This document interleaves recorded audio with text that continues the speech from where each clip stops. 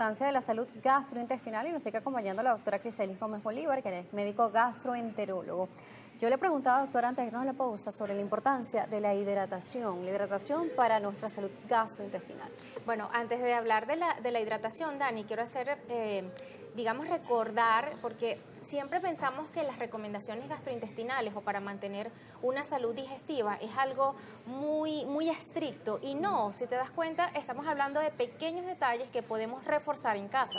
La hidratación es uno de estos puntos. ¿Por qué? Porque muchos pacientes llegan al consultorio diciendo que no toman agua, que se les olvida, que no les gusta. Entonces, allí es cuando le damos la cantidad ideal. O sea, puede ser, por supuesto, individualizada, va a depender de las demandas que tenga el paciente, por ejemplo, si está expuesto al sol, si está en oficina, pero el mínimo, o digamos de forma general, debería ser de entre 1.5 y 2 litros de agua, y no cuenta infusiones, no cuenta jugos, no cuenta nada de esto. O sea, de agua es lo más saludable, lo más económico, que adoptemos el hábito de tomar agua. Además que nos sirve para mantener esa movilidad, ese movimiento de nuestro intestino delgado y de nuestro intestino grueso, para que podamos tener o evitar síntomas de estreñimiento. Entonces esto es muy importante, no solo por el tema del estreñimiento que puede desarrollar el paciente, sino también para la salud de la piel. Nuestro tracto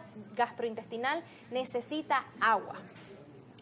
Sí, además la movilidad, moverse. Sí, claro. Bueno, en la actividad física a veces no se asocia cuál es el beneficio que tiene la actividad física con la digestión. Y sí, está demostrado que el realizar actividades físicas en un tiempo mínimo de 30 minutos al día, lo ideal sería que hiciéramos entre 1 hora, 130 minutos a la semana. Sin embargo, yo le digo a mis pacientes, podemos comenzar con 30 minutos e ir aumentando paulatinamente. Esto va a mejorar significativamente el metabolismo de la digestión. Las personas, los pacientes que hacen actividad física mejoran notablemente la distensión, el disconfort abdominal y los síntomas asociados a, bueno, digamos a la alteración del patrón evacuatorio, entre otros.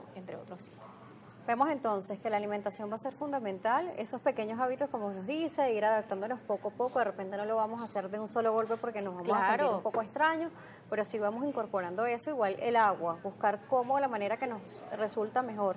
¿Hay alguna temperatura que sea la ideal o podemos tomarla como mejor nos parezca? Bueno, definitivamente es un tema de gustos. Hay quienes dicen que el agua fría es mala. Realmente, bueno, yo siempre le hago la recomendación a mis pacientes, va a depender de su gusto, pero pues el agua natural sería realmente lo ideal. No todo el mundo le gusta, pero para mí lo importante es que consuman entre 1.5 y 2 litros de agua.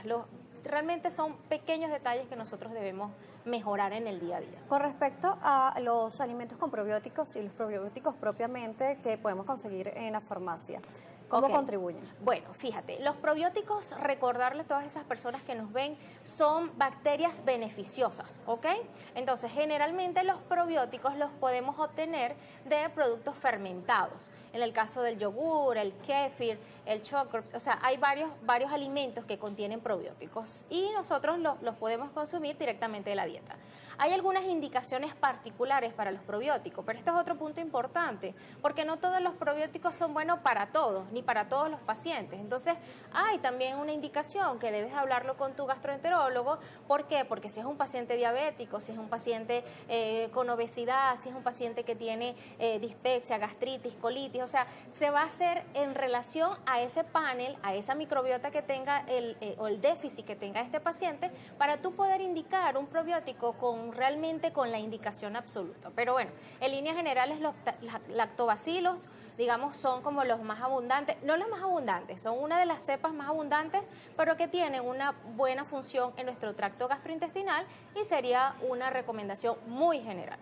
Pero debe consultar con el especialista para saber cuál es el indicado y si realmente lo necesita. Claro, porque como te digo, va a depender de la patología del paciente, qué es lo que tú quieres con el probiótico, qué necesitamos mejorar. Hay pacientes que, por ejemplo, se toman un montón de probióticos y se automedican con antibióticos, comen mal, entonces no tiene sentido. ¿Qué es lo que queremos? Necesitamos mejorar nuestra salud gastrointestinal. Hay otros eslabones que debemos cumplir antes de llegar al tema de los probióticos, por ejemplo.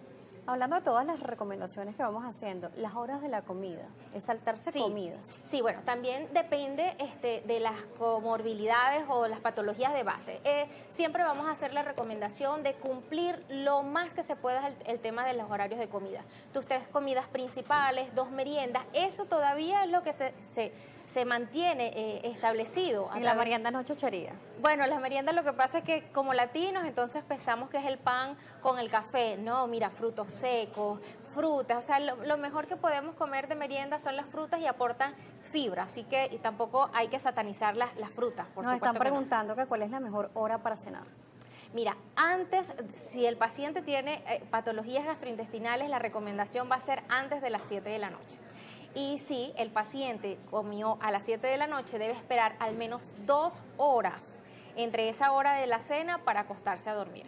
¿Por qué? Porque tu tracto gastrointestinal está haciendo el proceso de la digestión y obviamente el paciente se despierta con ese disconfort, con aumento de gases, entonces esto lo podemos evitar y el tema del reflujo se puede evitar haciendo esas 2 horas entre la hora de cena y la hora de acostarse a dormir. Nos preguntan también que cuál es la mejor fuente de fibra.